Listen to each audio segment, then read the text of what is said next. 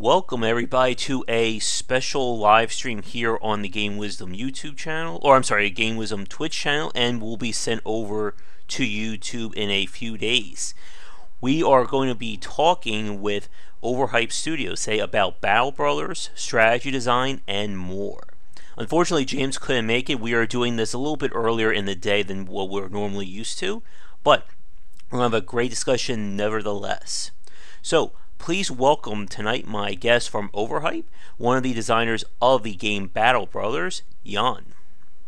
Hey, hi. Thanks for having me on the stream. Hi, Jan. It's great to talk to you again. For those of you watching this, either live or on YouTube, we did a podcast with Jan. I think it was like early March. It seems like time seems to be going by super fast, but because of the backlog we have of podcast interviews, that will probably be going up in a few weeks. So it's going to be kind of interesting about how these two will relate to each other there. But I think anything that it's not answered in this one, you'll find in the other, and vice versa. So it's always good to have some more info. Mm-hmm. And I guess the first question then is, obviously it's been about a month or so since we last spoke. How are things going with you and Overhype? And so we launched on late March. So it's about 4 weeks now since the full release. And it's been quite a ride, to be honest. We were not sure about how the game would perform for the full release because we already read a lot about, there's only one release for a game, and that would have been the early access release. So we were a bit scared about the performance. And but things went really well. We got a lot of media coverage, and people really seemed to like it. And it was quite a busy 4 weeks for us. Mm-hmm. And from our podcast, I know you guys... How long again was Battle Brothers on early access for? I think you said it was like 2 years? Yeah, 2 years. It was almost 2 full years of development, Mm-hmm. And it's always challenging about taking a game through the early access period and then, that final day when it goes to 1.0. And I'm pretty sure we talked about this on our podcast, but just to bring it up here, how did you guys, I guess, settle on when it was time to go to 1.0 for the folks watching? That was quite a process. Originally, we planned on releasing in February 2016, so it was like almost a year later that we actually released it. And we handled it a bit like dynamically. So when the early access was going well, we decided, okay, we could get more features in. So we pushed back the launch date. And at some point, we thought, okay, we could develop this for like 10 years or so. And we had, at some point, you have to stop. We've been working on it for like 5 years at that point. And then we set a date for us, like early 17 would be really good to accomplish. And I'm quite happy that it worked out in the end. Yeah, and it's definitely a very interesting game. And it's one that has certainly been, I think, a favor of some of my friends who are looking for that very challenging tactical strategy game. And as we've talked about, Battle Brothers can definitely swing both ways when it comes to luck. I've had games where, like the first battle, my favorite guy gets like decapitated in one hit, and then there are cases where you have the one guy who just seems to survive everything and he just doesn't want to get killed. Yeah, you have both, but with statistics, it's really funny. And humans are not really made to understand it emotionally. It's it would be really odd if there would be no streaks of missing somebody or streaks of hitting, and that would be irrational to expect. But of course, people, or like myself as well, tend to get really upset about these RNG things. And it can be quite a bit of a challenge to overcome this, but it's part of the story basically. Mm-hmm. Now, before we get into more of a general discussion about Battle Brothers and design, Jan, for people watching this right now who are either new or this is a few months down the line when the podcast is up and they may have missed it. For people who don't know what Battle Brothers is, could you kind of give us like the elevator pitch for the new people?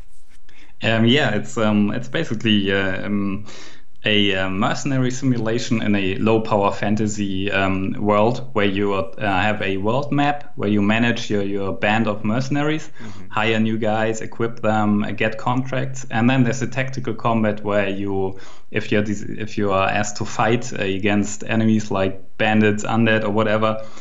You will have this hex-based tactical combat map. It's turn-based, and they will have to fight the enemies pretty much like in any basically turn-based tactics game. And there's a question in chat from Zupa Twitch. How do you describe the end game? The end game is something that we added very late in the process because we always felt that the whole game is more of a sandbox experience, and that's what we realized when we thought about putting in a linear story and all kinds of stuff that really didn't work out because every time we tried that, we realized the strength of the game is not a story or not a fixed ending, but the sandbox itself. So we came up with a 3 late game crises, we call them. It's like Orc Invasion, the Undead Invasion, and a Noble House War. And these are big events that change the kind of contracts that are available, and some of them can even lead to cities getting destroyed.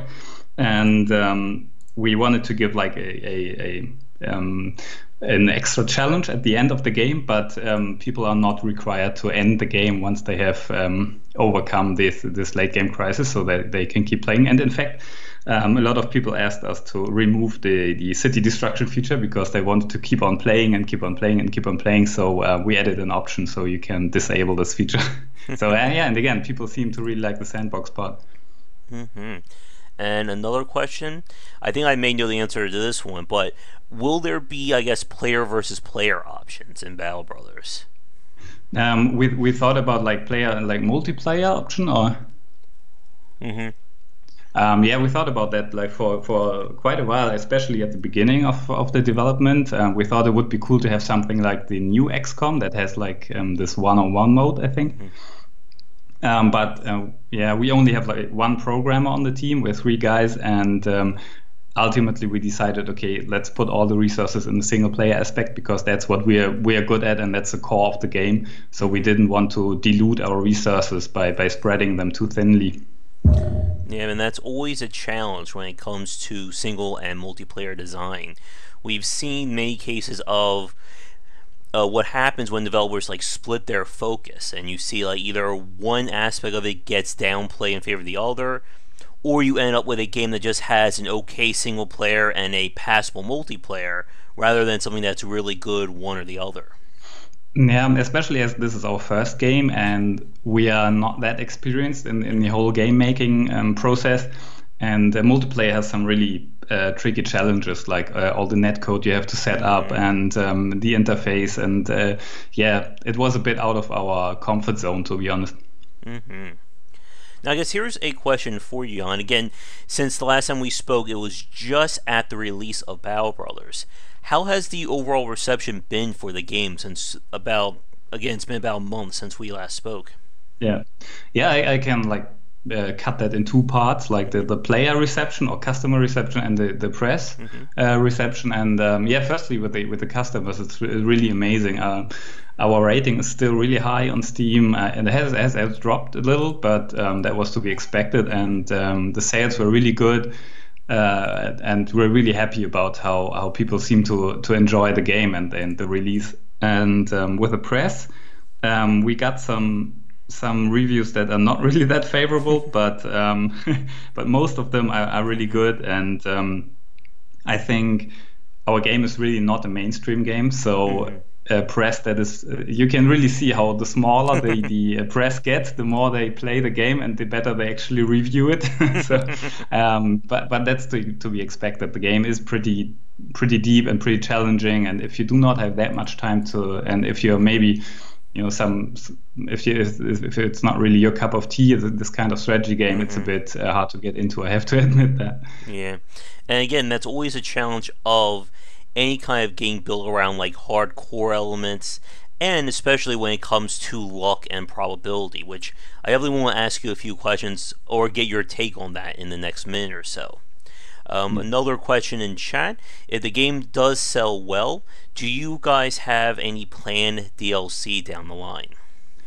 Yeah, that's a really tricky one. We've been spending like all the time since the release thinking about it, and basically it's twofold. So when it's a bit tricky one, we talked to guys at Valve about this and other developers, and it's really hard to pinpoint how many base game sales you need for to have a player base that is big enough to support an expansion. Because I think it's hard to get numbers, but 15% usually of your player base will buy a DLC, and we want to have like a real DLC, not like hair colors for 350 or something. That's I think that's really stupid. And if we wanted to do a DLC, it would be about 6-7 months of work for us. And I think the max price you can ask the people for is maybe $10 or so. So this is the one aspect of it, like the financial aspect. And the other one is, like, we've been developing Battle Brothers for 5 years now, and right after release, or in the weeks after release, I finally realized, for me personally, that it has taken quite a toll on me, and you feel like really exhausted after you've accomplished something like that, and so at the moment we are really busy with still doing bug fixes, community management, press requests, and so on. That we are a bit exhausted from the development. So it's really hard to take that decision right now. But we are working on a 1.1 update. So that's basically a small update where we put in a couple of contracts, events, maybe we get in some more items. And that will hit in about like 4 weeks or so, I just from the top of my head. And until then, we will have time to decide how we take things from here. So, yeah, I can't answer that right now, but it's definitely a tricky question. Yeah, and it's always going to be a tricky question for any developer, especially, again, with that, the surge from the initial release of it. Because there's always that risk, as you just said, Jan, that you develop the expansion or your DLC and no one buys it. Like, by the time you've put it out, everyone's moved on. And it's always a risk of knowing, but then there's of course the other side of it, that there are people who will wait until they see expansion content or see that there's more coming before they buy the game. So it's kind of like that, a catch-22 in some cases. Yeah, it's really tricky. I read a piece on, I think, Gamma Sutra or so by the Banner Saga guys, and they had really big problems with the Banner Saga 2 because they somehow expected all the people to still be there once they released 2, like all the folks from Banner Saga 1, but it wasn't the case. They were all gone. So they had like a really big problem with that. And I think it's really important, if you do a DLC or any kind of follow-up, you really have to keep your community engaged, like through dev blogs or whatever. Yeah. And that's really important part of it. I know with the guys from Abbey Games who are doing Renowned Explorers, they've certainly had a community interaction telling them about they want more expansion content, more DLC, and they have been working on it. But again, it's always about what's in the cards for the developer. Yeah, I mean, it also depends on the structure of your studio. I mean, especially for big companies, they have this really weird gap where the game is finished, but the artists have nothing to do, but there's still Q&A going on and so on. And then they set all these artists and content guys on creating additional content for a DLC, which will not be in the first game. But as we are just 3 guys, we are not in that situation where we automatically keep producing content. Yeah. And another question from chat. Any comments on modding support for Battle Brothers?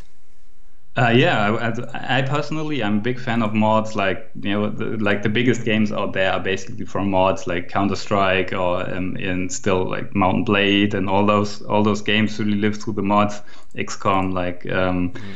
But for us, it's a bit the same with the translations. As the game started out as a hobby project that has been, I think the whole game has basically been redone 2 or 3 times. The code is really, I'm not really proud to say that, but the code is a bit mixed up, and it's really hard it's not documented as well, and it will be really hard for people to get into.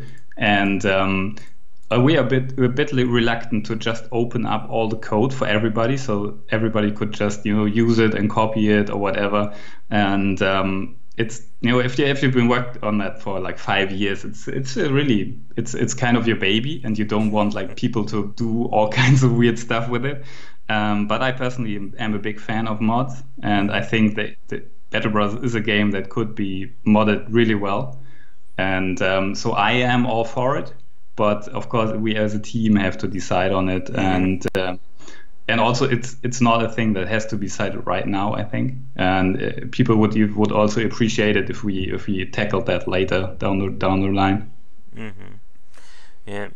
And as you're no doubt aware, Jan, modding support has become a very popular part of extending a game's lifespan in the market, as we've seen with many other titles. But of course, it is very challenging on a game-by-game basis for what can support it or not.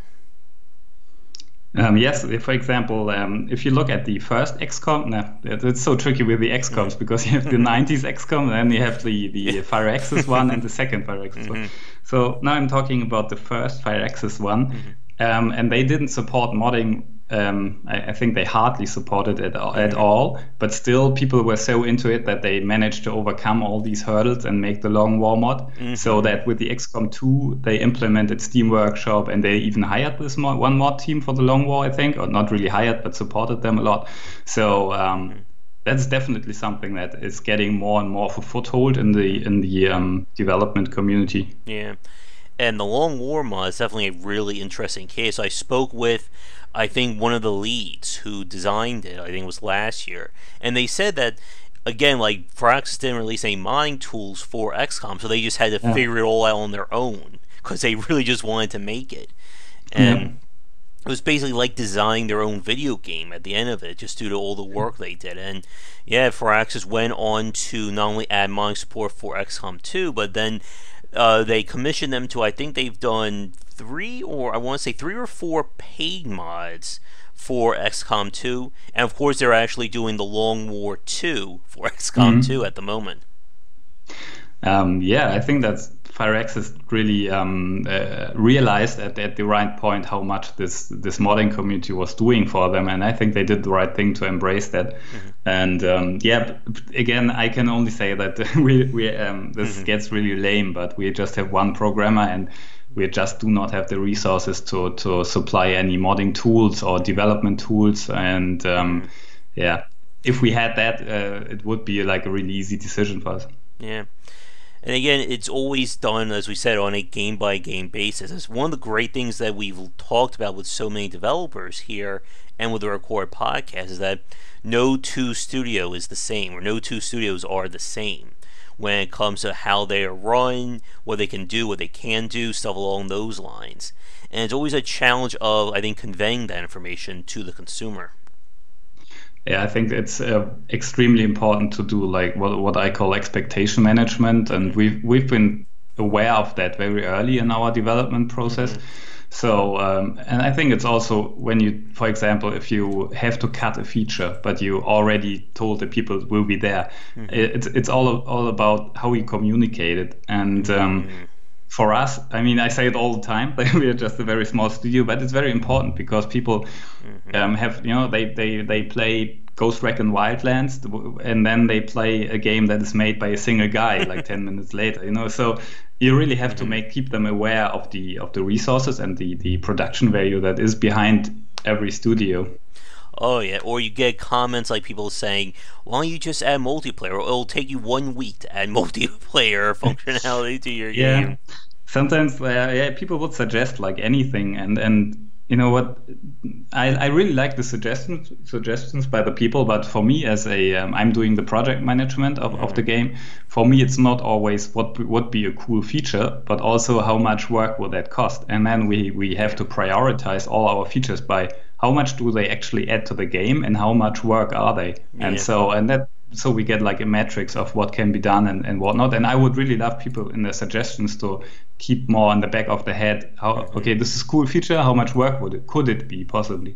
Yeah, definitely. I know we talked about that on our podcast last time about the importance of prioritizing different tasks. Because as you said, in perfect dream world, you could do everything and anything that someone asks of you. Yeah, But yeah, at the end of the day, you have to look at things from a business standpoint.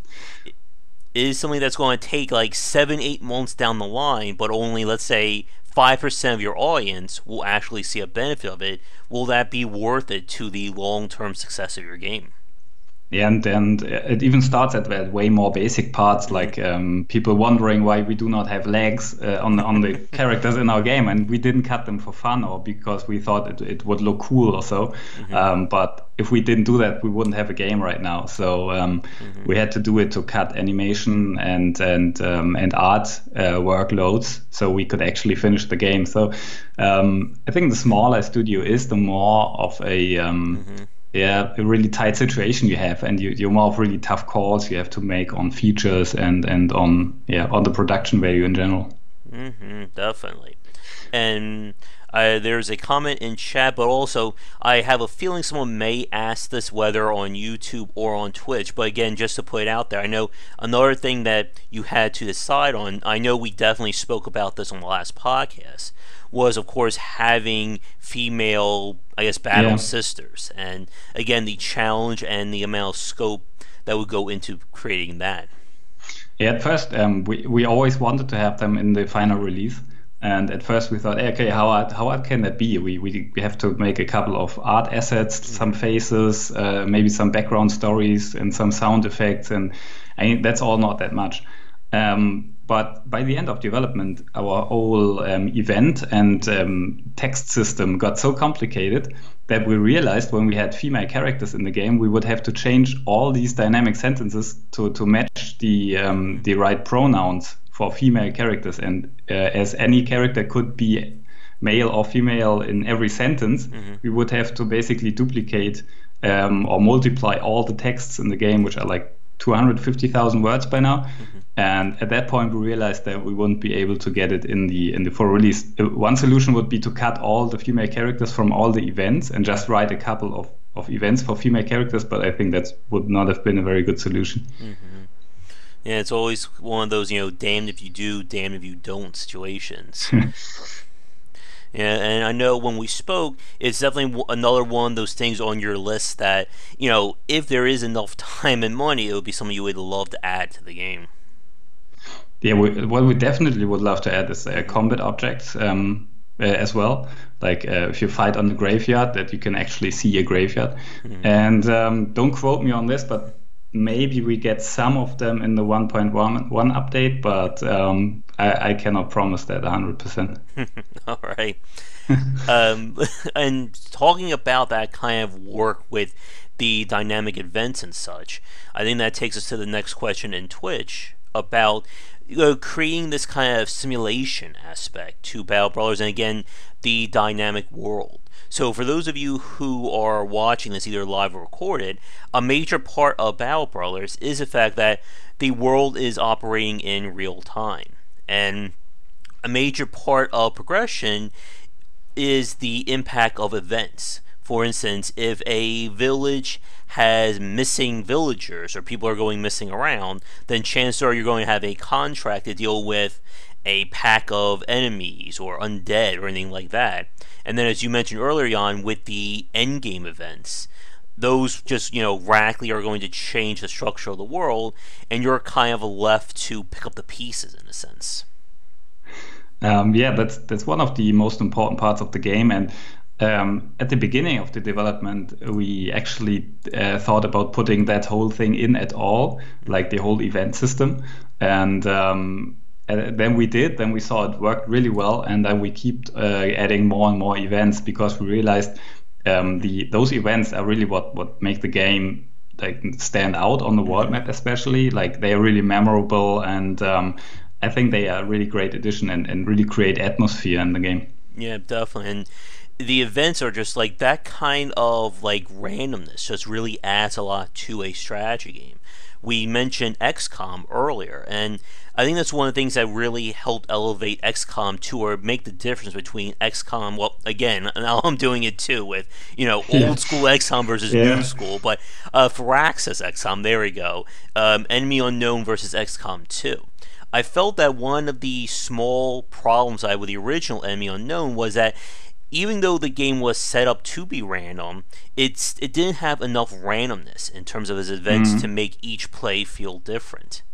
But with XCOM 2, with the idea of, again, the resistance side and having these random situations pop up, I think that lent a lot more to it. And the same goes for Battle Brothers, because I think that's one of the trickiest aspects of game design, especially when you're talking about random or procedurally generated content, that unless the game makes it sufficiently different enough on each play, then it's not really making the game replayable. I go back to the example of the difference between kicking a door in angrily versus kicking a door in forcefully. Yes, it's different, but how much is it actually impacting what you're doing? Yeah, I think for the events to actually impact the world, you have to have lots of events, and you have to be aware that most of these events, if somebody plays the game for like 20 hours, he won't see even a tenth of all these events. So you are basically producing content that most people will never see, and that's really tricky, and yes. it feels really odd. But only if you have so much content in that case that you allow the game for this situation, then you get like real diversity, because when the same guy plays the game again, he will have new events depending on the structure of his company and on the world and everything, and then you get actual replayability, I think. And two more questions from Chad. The first one: will there be more legendary items added, or a specific DLC to add more items to the game? We have one more that we already prepared, and I hope we can get it in the 1.1 update. And I personally think that the legendary items are really awesome, and we added them at the very, very, very end of the development, just as some kind of, like a little black swan or like a funny thing. But I think they turned out to be really great and really. They're already a goal for players to just try and hunt them down. And if we're doing more content for Battle Brothers, I would personally love to have more legendary items in there. They give so much flavor, and they create their own stories, basically. And there are two more questions in Twitch, but I have just a follow-up regarding the items. Yeah. One of the parts about Battle Brothers, for those of you who haven't played yet, is that the items of Battle Brothers are set in terms of their stats. A iron sword will always have the same properties as the 5th, the 20th, the 100th iron sword you get in the game. And I don't remember if we talked about this on the podcast, but was there any kind of decision making or thought about having random or procedurally generated items versus set items in Battle Brothers? Actually, we have both. The named items in the game, they are somewhat randomly generated. So they have not only different names, but a little different stats every time you find them. So they are a bit randomized. But the normal weapons are not like the game. The weapons you use 95% of the time, and they are fixed. And we never really considered for the regular weapons to have different stats, because we have so many of the regular weapons anyways that it would get really messy with all the values of the weapons, and the balancing was really, really tricky as is, even without the randomized sets. Oh yeah, definitely. And the other part, of course, is that each weapon type has skills that go along with it. Again, like I'm trying to remember off the top of my head. Like the pickaxe has the skill that lets you attack. I think, does that attack through armor or attack against armor to destroy it? There's the normal attack does a quite some punch through damage, and then it has the better armor skill, which explicitly destroys armor. Yeah, all the skills have been really tricky because when balancing the weapons against each other, we try to do statistic calculations of the average damage and taking into account all kinds of stats. But the problem is with the skills, they are so different. Like a spear wall, for example, is a defensive skill. How do you measure the damage it does into the average damage of or usefulness of a weapon? So it gets really tricky. Yeah.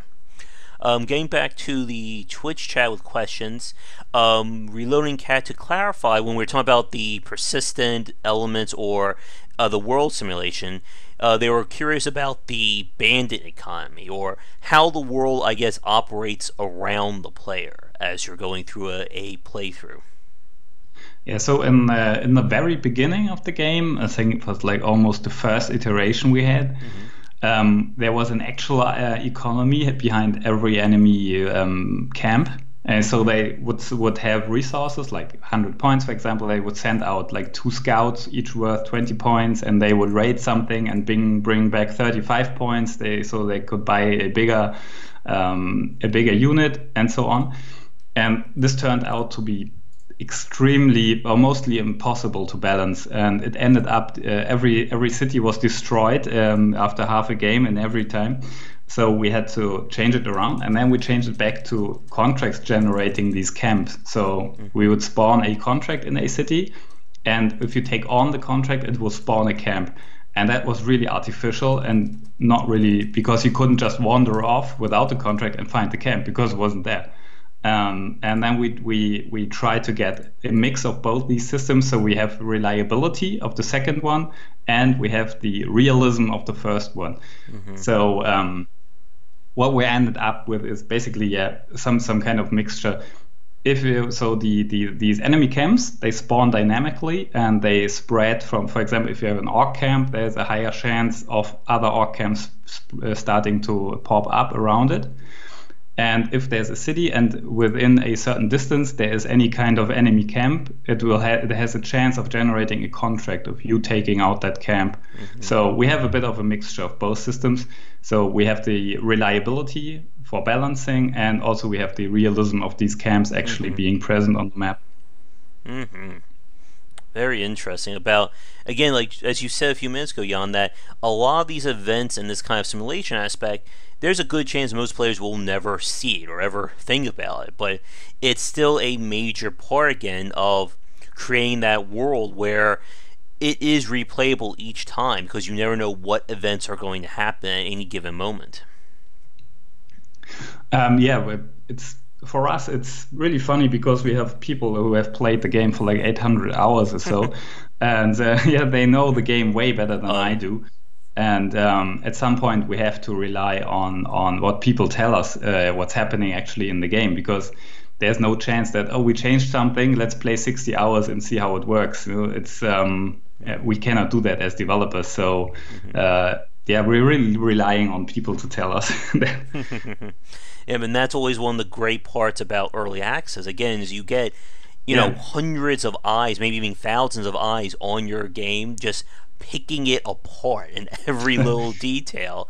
And it's one of those things that has really helped a lot of games, especially those built on random or procedurally generated aspects, because I'm sure, as you're aware, Jan, that it's going to be very impossible for one person to go through every possible event chain in a procedurally generated game.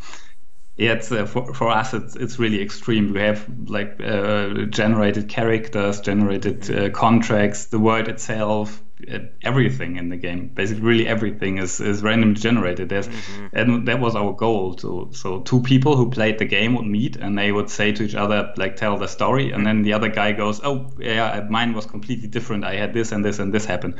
And that makes for good stories and really diverse stories, but it makes it really, really hard to balance. If you have a linear game, that's really easy to balance. Of course, and I think lots of negative reviews and complaints about the RNG and everything, they are due to this really, I don't want to say random, but procedural nature of the whole game. But we designed it for a game to generate stories, not to win it. The game is not made to win it. So and I think that's something that many people I don't know about the game, or really don't like, or whatever. But that's what we as designers had in mind. We wanted to generate stories and not wanted to pose something that you have to win in 5 turns, like a puzzle or so. Yeah. And I definitely want to talk about that random and probability aspects of the game. But before I forget, another question from chat. Chunk asks, what difficulty level do you prefer to play the game when you're actually playing the game yourselves? What I'm using for my Let's Play series is the veteran mode. Mm-hmm. But as I was like 5 episodes in, I thought, oh man, I should have taken beginners, because when you are trying to do a Let's Play, you have to focus so much on the talking, and it's really hard to concentrate on what you're actually doing.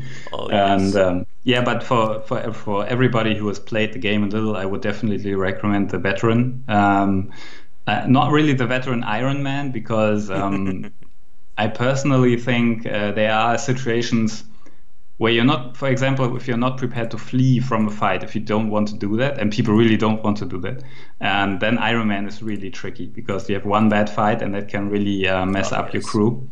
So I personally play on veteran normal. Yeah. Mm-hmm. Yeah, and as you were just saying, with a game like Battle Brothers, it's not one where you're supposed to win every fight, and that's always one of like the trickiest things to break that habit from. Because in a lot of games, the game puts, and I think this goes out also back to Long War, when one of the big distinctions between Long War and XCOM, I guess Vanilla, was that in Vanilla, you were generally supposed to win each fight or win each battle. Like, if you're going to leave, you still want to have something with you or take something back from that battle.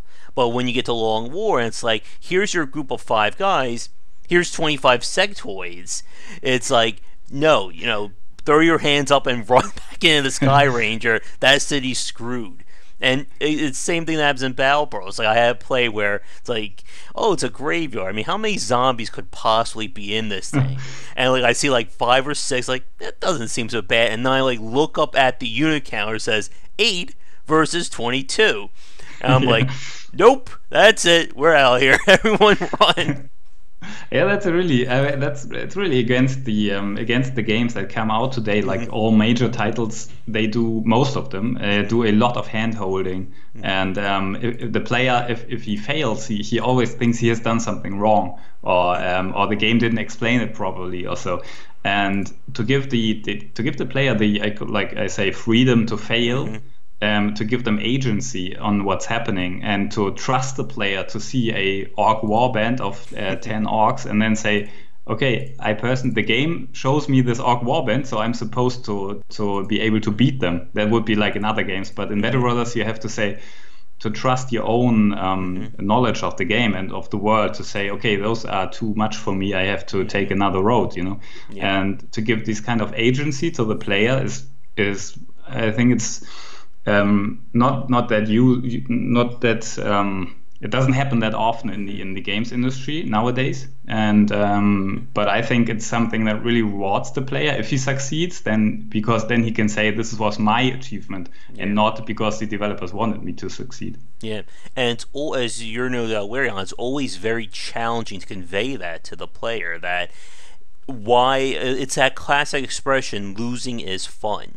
And it's very hard to get that into a player, because if the players know why they lost, then they're going to blame it on the game.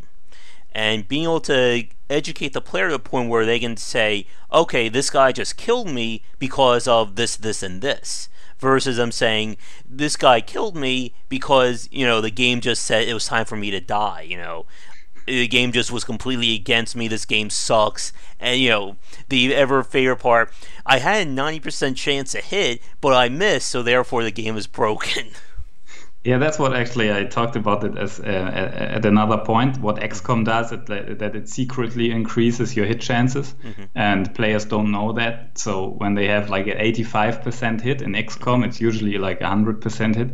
And Not for me, the more you miss, the more it secretly increases your hit chance. So to break missing streaks, and we don't do that. So what I think would really help, what we'll do in the 1.1 update probably, is to give more information in the battle log. So in the battle log, we will show the exact percentages of the enemy hits, and then you can get more insights into what's actually happening. And I hope it will make people feel less frustrated.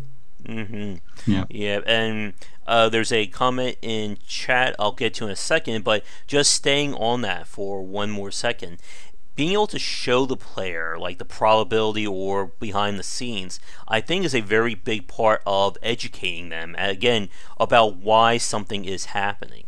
One of the challenges with the Darkest Dungeon, for instance, was the fact that it gives you a percent chance, but it never tells you, how much of that actually mattered. So you never know whether having a 45% chance versus a 55% chance actually did anything. And again, it gets into that issue of, again, how do I know that what I'm doing is correct versus, the game just rolling a bunch of dice behind the scene and telling me, now I win, now I lose horribly, and it's time to restart. Yeah, it's a really tricky one. I think with Darkest Dungeon as well. When I was first playing it, they had those AOE critical hits. I thought that was a really great idea. They removed that pretty fast. But anyways, it's really tricky because you don't know usually if you have like a 50% chance to hit and you roll it or the system rolled a 49. You don't know that, or you don't know by how much you missed. And with all kinds of randomized combat systems, it's very tricky. You must never look at a single roll because it doesn't make any sense. The whole tactical combat is basically about risk hedging. Yeah. It's about maximizing not one attack or not two, but all the 50 attacks you're doing in one combat. And it's really tricky, but you have to get the mindset into the more into the bigger picture. But I personally, of course, if I miss like 90% shots, I get really upset myself. It's just an emotional reaction that you have. Oh yes, definitely. And we'll talk more about. I definitely want to focus at least a little bit on the probability and the randomization side. But getting back to Twitch chat, another question is, any comments on the scaling that goes into Battle Brawlers and how, anyone who's played the game knows, the further or the longer you play, the more things will scale up. At the start, you just fight, very basic bandits. They have, secondhand clothing, secondhand armor, weapons, stuff like that. Then you get further in, and you're facing battalions with, giant pickaxes and full-on plate mail coming to kill your guys. Yeah, I think I could talk about the whole balancing and progress for like 2 hours because it was constantly changing over the 2 years of early access. In the beginning of the early access, we didn't have tiered weapons, so we didn't have for example, with the axe, it goes hatchet, a normal axe, and then a fighting axe on the third tier. We just had one, and at that point, all the enemies we designed at that point only had one tier to match that weapon tier. And then we changed it up to give more variety to the weapons, changed more tiers, and then the enemies didn't match. Then we changed the enemies to match the tiers. And this goes through the whole game. And as we worked on this for like 5 years, this is a really complicated and tricky process where all the balancing has been keeping mixed up all the time. And it's really hard to create a progress for the player while that he keeps leveling up and gets the same or enemies that are a challenge but still doable. And I think this is the main balancing issue of the whole game, and this is something that I think we achieved okay but not really great. So this is an ongoing process as well. For example, how important is it to lose a guy? When you lose a level 10 guy, that's a really big hit. So we had to implement a way to get backgrounds that already have levels. So we tried to make a little trade-off there, so people could get back from losses better. And this is all part that goes into the balancing and the progress of the player. And as I said before, I could talk about this for like 2 hours because I think this is what Battle Bros is all about, and the main challenge of the game for us. I think we almost spent 2 hours the last time we spoke too about it too, and that was just on multiple topics. I'm sure we could. again, for those of you watching this live or record, if we had the time today, we could probably just sit here and chat about probability for next 3-4 hours. But I know, let me check our time. We are about maybe like 15 minutes to the hour, so we'll probably wrap things up in maybe like the next, I would say maybe 20 minutes, if that works for you. Sure. Yeah. Before we get back to randomization and probability, another question just came up in chat. Any chance for, more fantasy elements like dwarves and elves, a ability to create a faction or new factions in the game?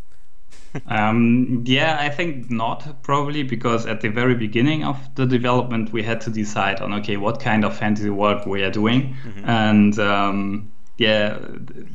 I said that somewhere else, but originally we wanted to make fantasy XCOM. So in the original design concept, there was an alien ship in the Earth, and the aliens would wake up and come out, and the and the medieval people would think those are like fantasy creatures from their folklore, and would start fighting them with clubs and axes. I think it's a really funny idea, but we dropped it at some point.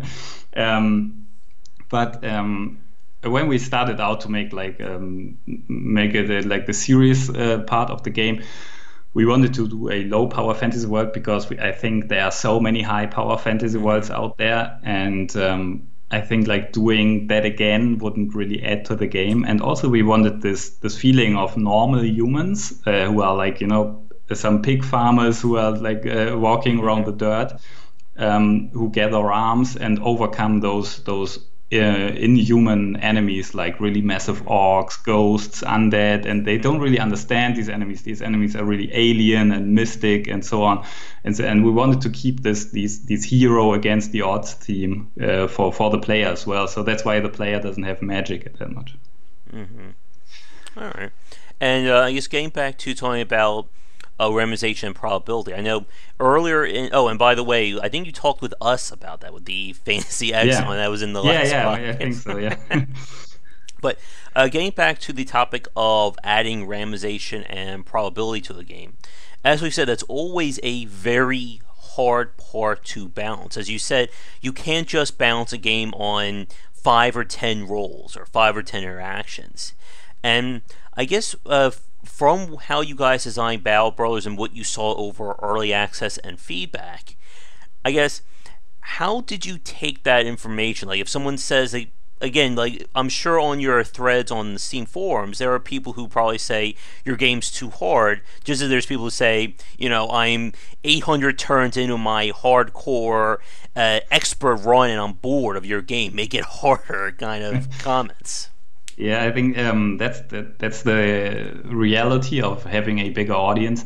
It's like every time, with every decision that you make, you have people who like it and people who don't like it. And when you start out as a developer, you think, everybody should be my friend. And then you want to make everybody happy.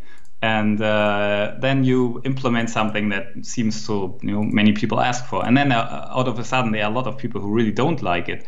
And then you're really torn up between the two. And so what do you do in the end? What's your decision? And then it all comes down to taking in what's been talked about on the forums, but then think, you are as a developer making the game, what do you want the game to be? And so you have to measure in the feedback, but in the end, it's down to your judgment what you want the game to be. And then you have to stand there and take the criticism for it. And that's obvious. Yeah.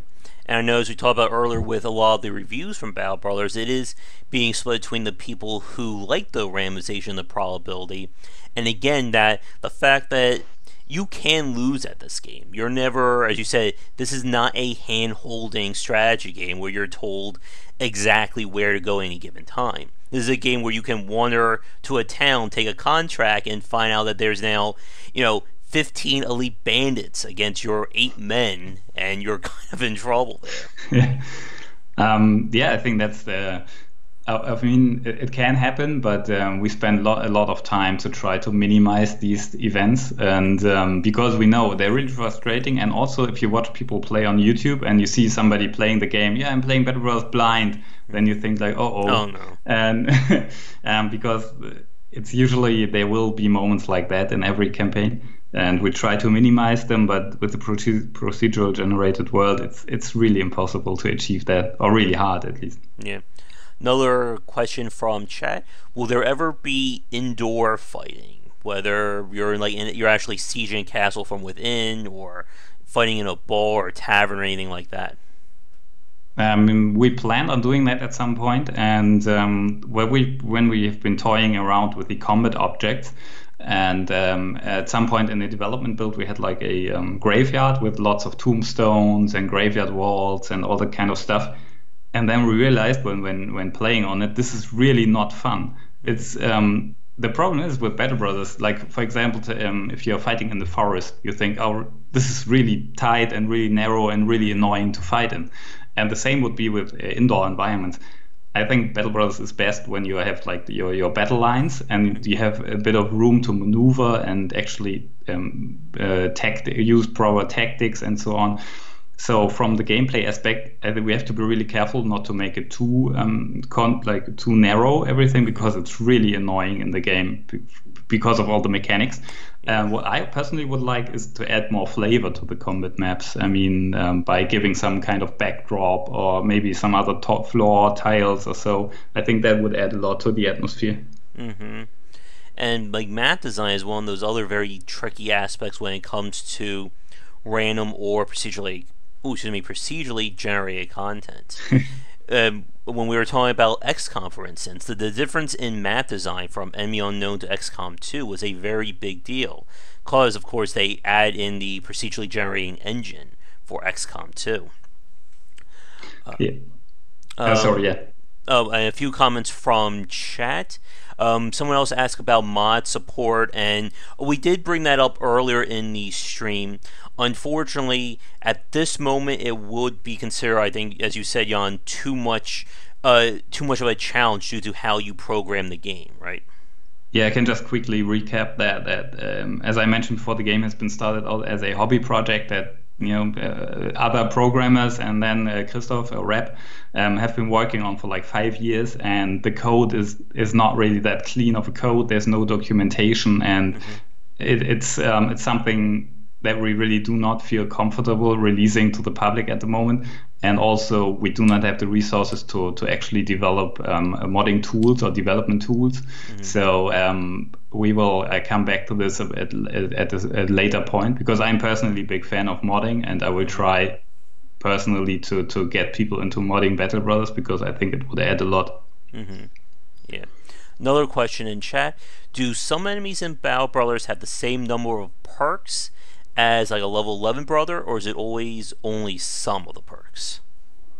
I'm pretty sure that no enemy has 10 perks, and yeah, I'm pretty sure, but some of them have other advantages. And it turned out that the Ancient Dead, with their no morale and no fatigue, or the undead in general, that is a massive advantage, and the players do not have perks to make up for that, or like Orc Warriors who cannot be stunned or pushed back, and players do not have those perks, so they make up for that a bit. I think the enemy mercenaries that can come up through an event, or they also walk around on the world map, they have a lot of perks, but I think not 10. Another question, I think this goes back to what we were saying earlier with the fantasy side, or with the different factions. They wanted to know if you ever consider adding in a samurai faction to Battle Brothers. So when we set out to make the game, we decided on a central European setting, and that is why we do not have like really Vikings in the game, or like Eastern European, Slavic factions or so. And if we ever did an expansion, we thought about doing more regions, but the first thing on our minds would probably be more like a North African equivalent, or Arabic, or I don't know, something that's a bit less or a bit closer to the actual medieval European theater. All right. And I guess going back to the randomization discussion, one other thing I think is also very much of a challenge with these kinds of games, as you said, is properly, or in a sense, properly scaling things, again, in a reasonable manner. One of the challenges of XCOM, for instance, is the fact that it's very easy, as you said, I'm sure you're not aware with Battle Brawlers, is that the negative feedback loop effect of, you lose and then you keep losing because you're not able to recover.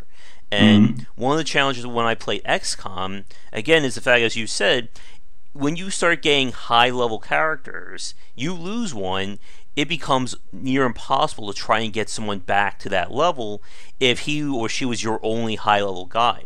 Like, if you're, like, and going back to Unknown, if you're, like, 4 or 5 months into the campaign on one of the higher difficulties and you lose all your best characters, how are you supposed to then recover when you're fighting those enemies with rookies at that point?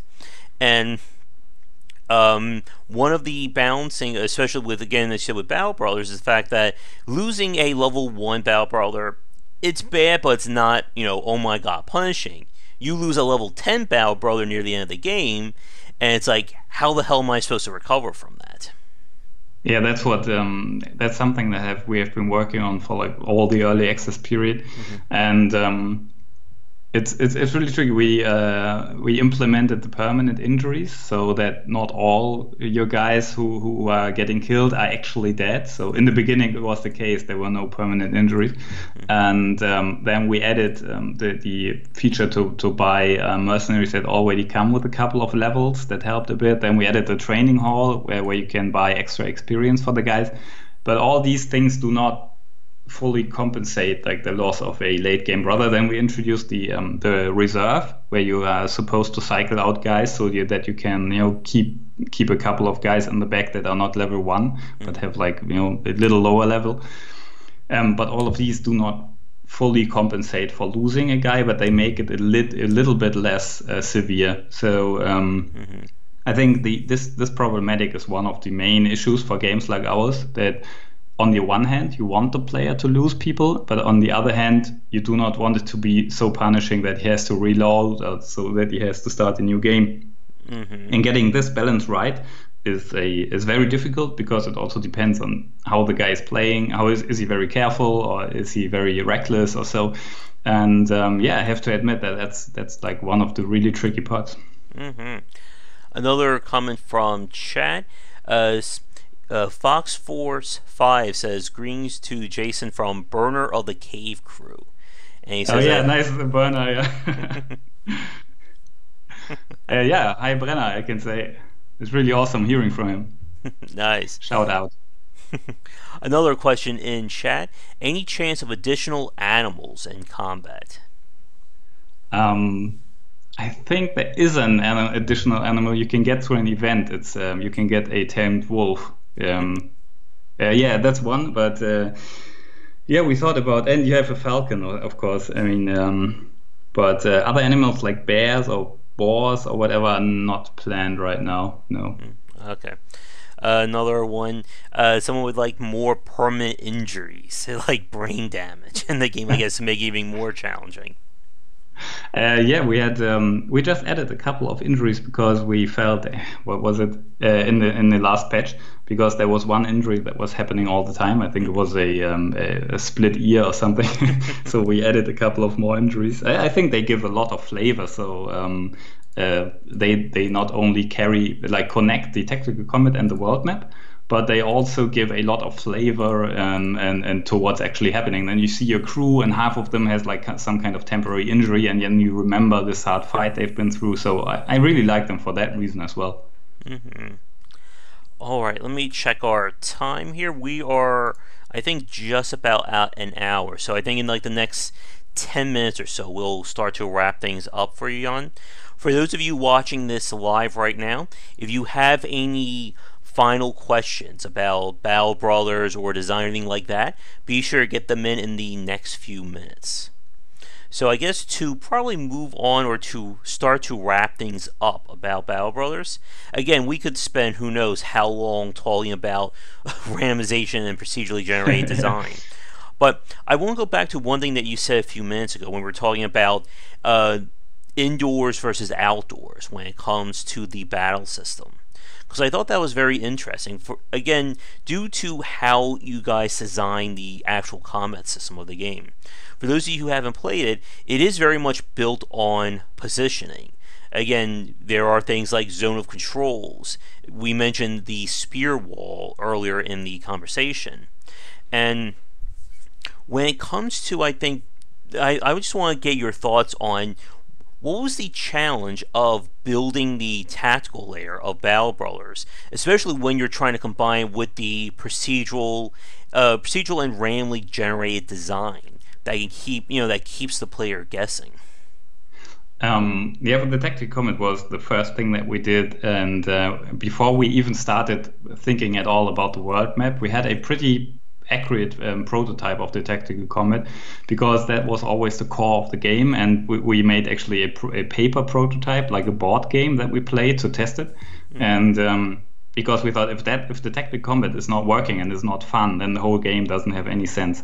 And so that's where we put the most of our resources into creating this tactical combat.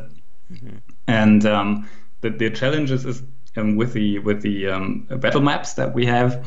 Most of them are pretty open, and as I mentioned before, if you fight in the forest and the battle map gets more crowded with environment, then the randomization starts to sometimes really mess up the player positioning and get him in a really bad spot. And so that's why I personally think that the fights in the closed environment are not really that fun, because you can be screwed by the map placement.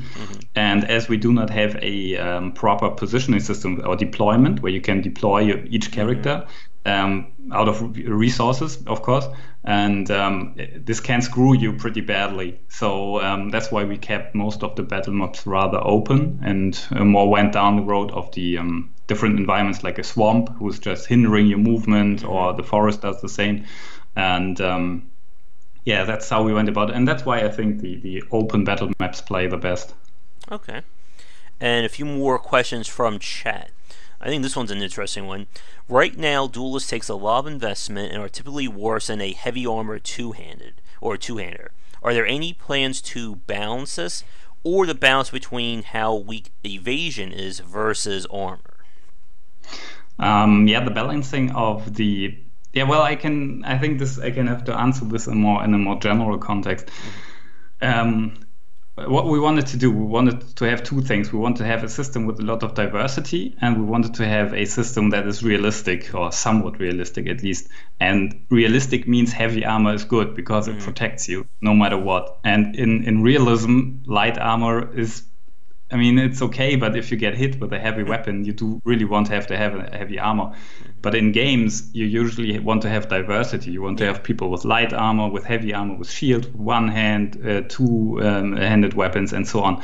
So we changed how a couple of perks work in the latest update to make a light armor builds more viable. But I honestly think we're not completely there yet. But if you over tune it, you suddenly end up with a situation where, like, you have 10 guys and they're all wearing a sackcloth and do not get hit at all by enemies. So this is a really tricky thing, and we will definitely, for the 1.1 update, keep collecting feedback on these perks to try to optimize them further. Yeah.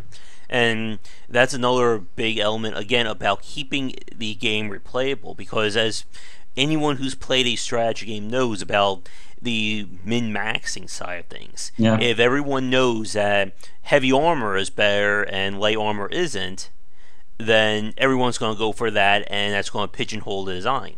But as you said, if you balance it the other way, make light armor better, then everyone's going to know to do that, and then you run into the issue from the opposite end. Yeah, that's we wanted to have like a really big diversity, and I can give the example of the weapons. We wanted the worst thing that can happen for a game like ours is that there's one dominant strategy and that there's like one dominant weapon. Like, everybody is walking around with this one weapon because it's obviously the best. And that was one of our main design goals, that people would use spears, they would use axes, they would use warhammers. Like, in real life, all these weapons had a purpose, and all these weapons were actually used. It was not everybody was running around with the same weapon. And giving this kind of variety requires the weapons to be very similar in effectiveness, but suitable for different situations. And the same goes for the armor. And yeah, we wanted to have as much variety as possible, basically. Yeah. And as you said, it will definitely be interesting to balance. Again, as we've said, when it comes to procedural and randomly generated content, it's not something you're going to figure out with 50 or 100 plays.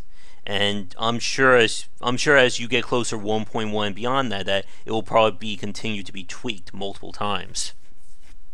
Yeah, definitely. I mean, that's one of the points you mentioned it earlier with the early access, that you do not have like three testers, like the three of us, but you have 10,000s of testers.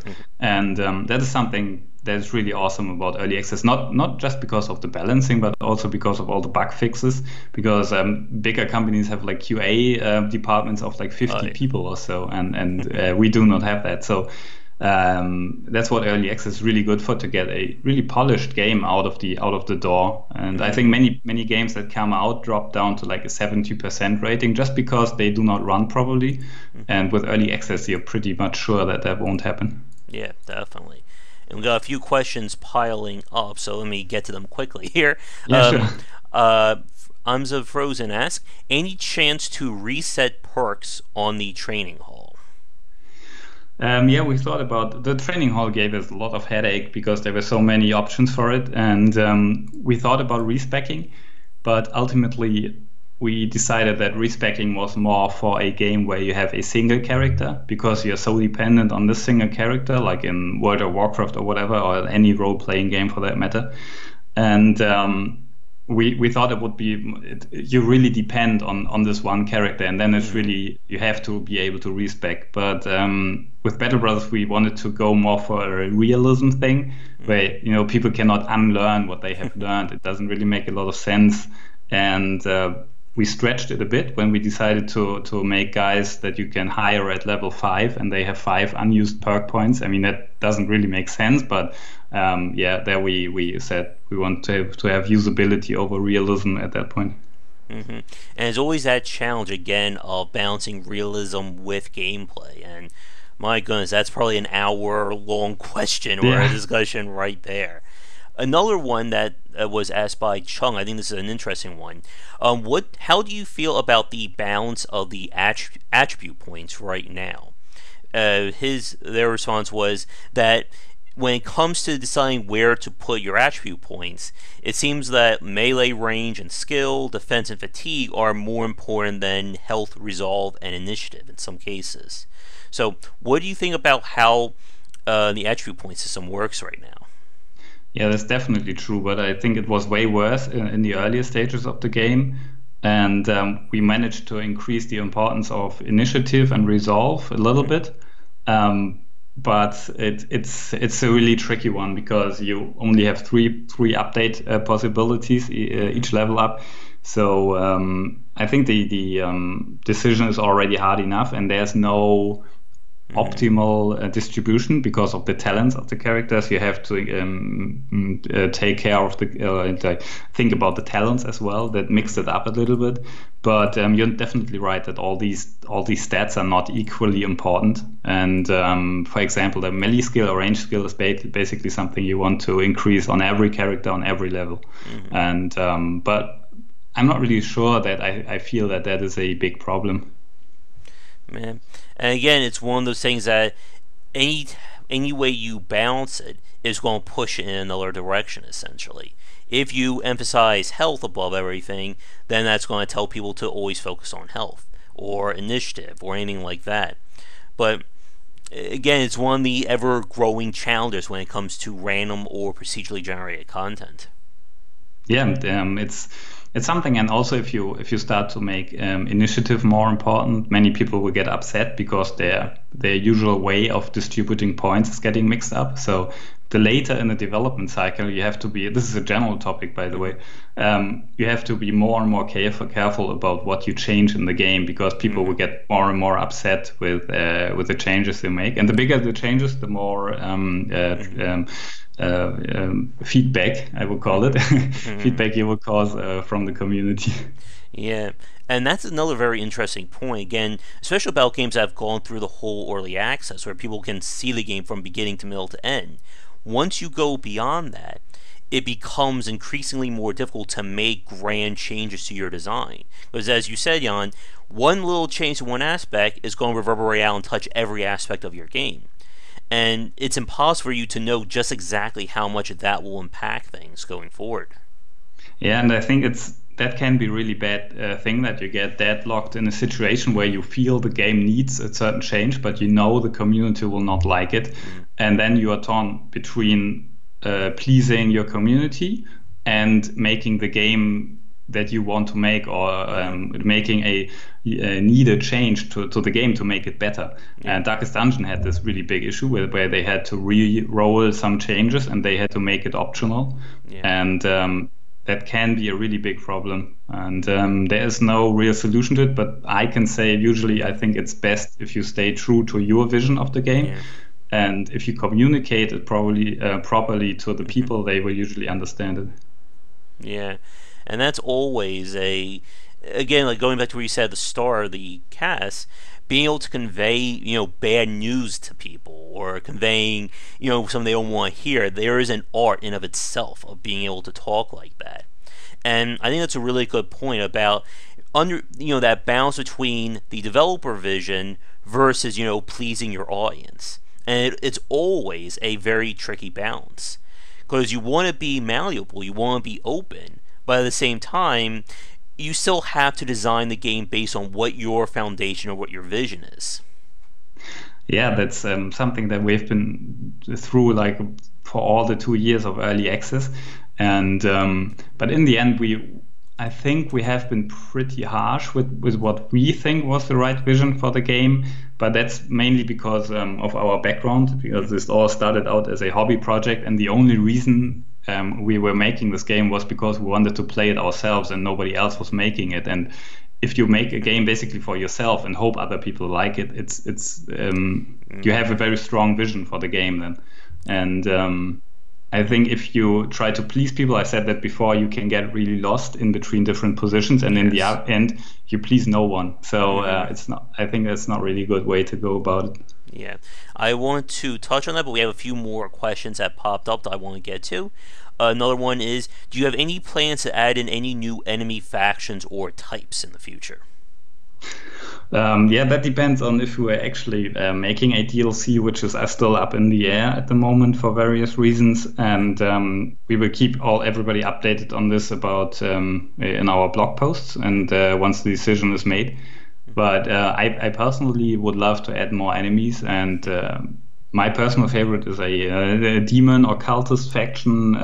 It's there was one crazy idea where we thought it would be really cool if these demons existed from the very start, but you wouldn't see them, and they would take over one of the noble houses, and then it comes out during the late game crisis or so.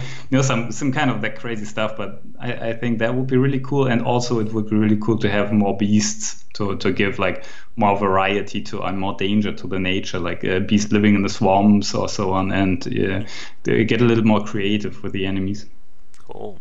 And here's a question. I think I know the answer to this one already, but how likely will we see a Battle Brothers 2, or is it still too early to tell?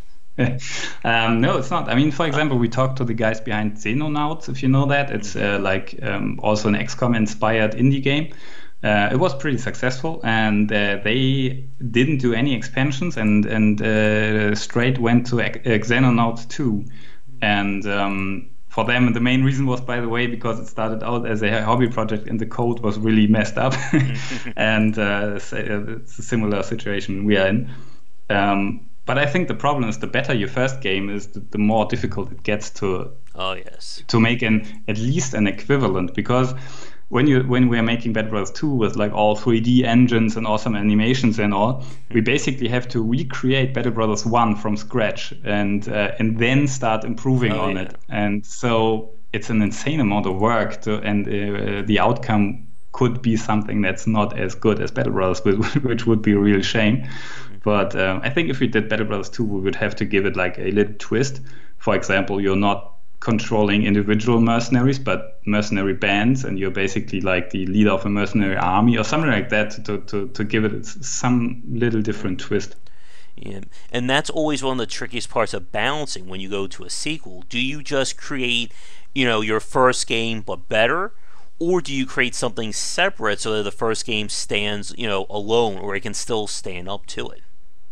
Yeah, and I think that's one problem, for example, with the Banner Saga, which was laid out as a trilogy Hmm. from the start, because it was marketed as different games, individual games, but I think it was more perceived as episodes to a game, and it's really tricky to communicate the difference between the games you are making if they are really close together. Yeah. Another question: are you guys recruiting at all? I guess for the future. Yeah, it's with the success of the launch, you could usually expect that we would be looking for someone, but in fact, in Germany we have like extremely high costs of, I don't know what the English term is. Yeah, not wages, but the additional costs of wages. They are really high, Hmm. and that is why we are very reluctant to hire at all. And what we would be looking for is freelancers a lot, because it's for us as developers. It's not really good for the freelancer, but it's good for us because we have the security of not standing there without any money out of a sudden, because at every point we could say, okay, stop, and we don't have any more money. And it also depends on what we're doing next. If we're doing an expansion or a new game, which we still don't know. Hmm. And yeah, but we would definitely love to increase the scope of our next game. But usually I think programmer and an artist who knows about 3D or animations would be the first things to come to mind. All right. Let me do another time check here. I know we are about an hour and 15 in, not counting the pre-stream. I'm sure, again, we have a pretty big time difference. What time is it where you are right now, Jan? It's a 10 in the evening. Okay, yeah, so it's about 6 hours ahead for me right now. So, um, oh, Mr. Bunny asking, was that a very likely of Battle Brothers 2 or not very likely or not sure? Sorry, yeah, right now it's not very likely. Okay. Um, because of the reason I mentioned, that you would have to recreate Mm, basically the first game and then improve on it, and that would be so much work for us. And yeah, we're only three guys with one programmer, and that's something that we couldn't do right now. And also, we feel like as creative people, mhm. we feel we have so many more ideas for games in our heads that we maybe want to create something new. Yeah. And the challenge of like keeping a indie studio going like that is a massive topic. We spoke with Jake Perquette of Gray Alien Games several times about that, and about the difficulty of sustaining yourself as a company. And as you said, Jan, there is certainly a lot of risk when you're trying to keep yourselves going. Do you just create sequels to your best games? Do you create something completely original? Do you try to do something in between? And as you said, when it comes to like listening to your fans, you always have to balance what your fans are saying with what you want, for the future of your studio or the future of your game. Yeah, there's a really funny saying from I think it was Ford, the automotive guy, who said if I asked people what they wanted, they would say they want a faster horse. And I think I really like that saying, because sometimes it's good to trust your own intuition, or your own idea of what could be next. Mhm. And I think for us, it's right now we are at a really big risk, because I feel like a musician who had like a really good album, and then he has a lot of pressure to produce something that's equally good. Mhm. And also, it doesn't really help that our personal financial status and our jobs are on the line as well with the decision we are making next. So it's something that we really want to take some time for. Awesome. All right. I think with that, I know we have gone over, and again, we could sit here and chat for the next hour or two easily. Yeah. But I think we're going to begin to wrap things up here. So, for those of you watching this live right now, if you have any last minute questions for Jan about Battle Brothers, be sure to get them in the next few minutes. Oh, here's a comment from El Gordo. Oh, yeah, we talked about this on the previous podcast, but the music of Battle Brothers was quite Yes. good. And Yeah. It's sorry. Yeah. I was going to say I agree with that, certainly. Yeah, it's they made by Breakdown Epiphanies, two And guys they're who are in actually chat from. too. Oh, right. Yeah, I didn't see them there. Yeah, they're from Hamburg as well. Mhm. And they're really awesome guys. And if you ever think about making your own indie game or so, you should definitely contact them for music. They do all kinds of, they're really versatile. Like they also do space music, sci-fi music, and everything. And yeah, it has been a blast having them for the soundtrack. Yeah, as just a quick, interesting aside, like I've spoken to other developers like that who've had some really impressive music. I've been speaking with developers from Asura on Overhead Studio, and they also contracted their music for the game, which is all based on Indian mythology. I thought that was also really great. So yeah, All right. Breakdown Epiphanies, thumbs up to you for Battle Brothers too. Yeah, for me as well. They're really great guys. hmm Another quick question. Who was responsible for the writing and the AI in the game and Battle The Brothers? AI, the AI is done by our programmer, Christoph. His nickname is Rap. Usually he uses that on the forums. And yeah, he's doing all the programming and the AI as well. And the writing is done by Casey, who's living in Texas, who's doing some freelance writing for us. And yeah, we started having his texts in the game, and then we realized, wow, those are really good. And at that point, we started to give the texts more room in the game, and we started to put more events in the game and more contracts and so on, because we realized that his writing is adding a lot of atmosphere, and I really love his style as well. So it's like some mixture of dark humor, a bit Game of Thrones style, and yeah, and pretty rough medieval depictions. Definitely. All right. So for you folks watching, this is going to be the last call for any questions. I guess again, I could sit here and chat with you all day long, Jan, but I guess to wrap things up, I guess my final series of questions. So to summarize, for folks watching this live or record who may have missed this, or do you have an estimate for when the 1.1 patch will be out? And not really. It's all of us will do some sort of vacation right now, and yeah, it's really funny because right up to the release, I thought, yeah, this is going quite well, and we didn't have to have a lot of crunch time and so on. And after the release, after the initial impact of all the emails and so on, all of us realized that we're pretty burnt out and exhausted, and it came with some sort of delay, but now we're feeling really down and tired. So I think that it's a good call to have some little vacations. So I think it would be in about, I don't know, 4 or 5 weeks or so. We will see. We will keep you updated on that. Great. And if you guys have time, I would love to have you guys back on for either a live or recorded cast. Maybe at some point we can try doing a play of Battle Brothers with you there. I'll be the one stuck getting killed and trying to think and talk at the same time while you can enjoy it from the comfort of your own home. Yeah, that sounds great. All right.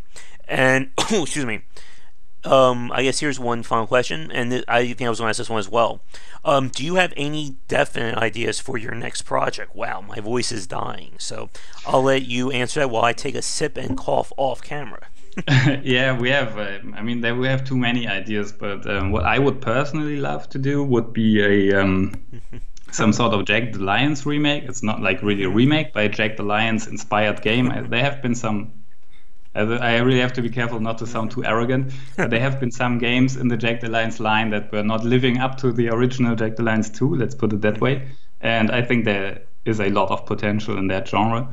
But our ideas go in every kind of direction. I love the series Firefly. I think that would be an amazing backdrop for some kind of space game. We also have other ideas that go in the direction of Kingdom of Dragon Pass, if you know that, and yeah, other ideas. So it's all out there right now. hmm Oh, by mentioning King of Dragon Pass, you just perked up a lot of ears, I think, right there. Yeah, nobody knows that game, but I think it has some really amazing ideas Oh in it. yes. One of these days, I need to sit down and play because I've heard of it. I think I bought it off of GOG, but I have not had a chance to actually sit down and look Yeah, I at it. tried playing it, but it was too difficult. It was so complicated. But I think that the Hmm. base idea is really amazing, and Yeah, you should definitely check it out or watch an Let's Play or something. definitely. It's really cool. And my voice, as you can hear, is Yeah. dying on me. So I think we definitely need to wrap things up. We'll just be. I'm sure Jan, you wouldn't mind to like sit just talking to everyone for the next 2 hours, but Yeah. we will wrap things up. I guess as one add-on to that question, I'm sure you thought about this as well. Do you see you guys sticking with fantasy in terms of like a setting or theme, or do you think you'll expand again to more genres or more situations in the future? I think what we are the one thing that will always be with us is turn-based games Hmm. in any sort of turn-based. I mean, our world map is not really turn-based, but still the main part of the game is Yeah. because that's what we know our stuff about, and you won't find us make a RTS or a first-person shooter or something like that or MOBA. That's just not us. And so all of our games will be pretty chill, I think, regarding the pace of the game. But the setting is not really set in stone with the medieval or fantasy genre. Okay.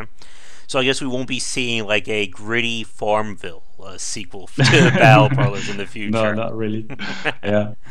And All no right. mobile games. This will definitely be a single player core game as well. All right. PC focused. So yeah.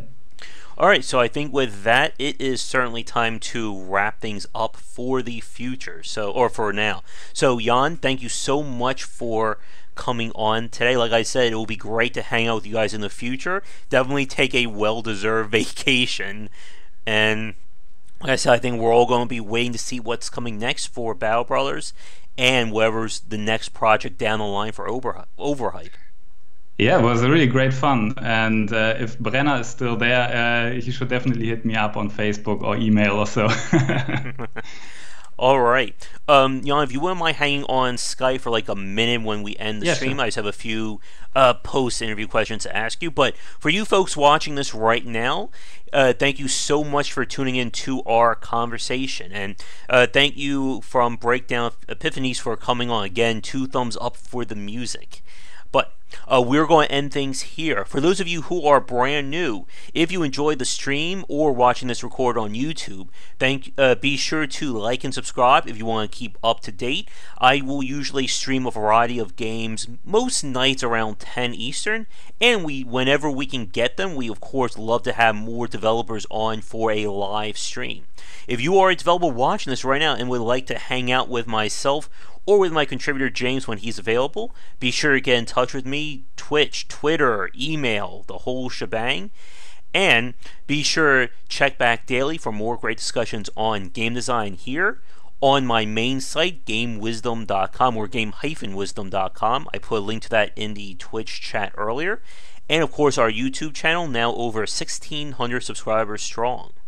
So with that said, we're going to end things here. If you're watching this live, I will probably be back on later tonight around my usual time of 10 Eastern for some game to stream.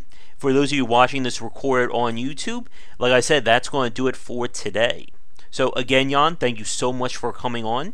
Before we say goodbye, do you have any final thoughts or anything you would like to say to the fans watching this live or recorded? I just wanted to let you guys know that we appreciate all the feedback that we get, and we try to, take in as much as possible. But I have to be honest that we are pretty overwhelmed with the reception of the game, and there's so much going on that we can hardly keep up with just reading everything. So if you contacted us and we didn't reply, it's not. It's just because we're running out of time. It's not because we are being rude or something. All right. So with that said, that will do it for our stream here. Like I was telling the folks, if you came in late, this will be posted over to YouTube probably in a few days. But with that said, once again, thank you so much for watching, and be sure to check back again either later tonight or for more videos on the stream, YouTube, or on game-wisdom.com. So, until then, have a great rest of the day. I am going to just probably drink 5 more bottles of water and hope I can recover my voice. And I will see you all later. And like I said, Jan, hopefully we can have you back on in the future. Yeah, sure. It would be great. All right. So with that said, have a great rest of the day, and I'll talk to you later.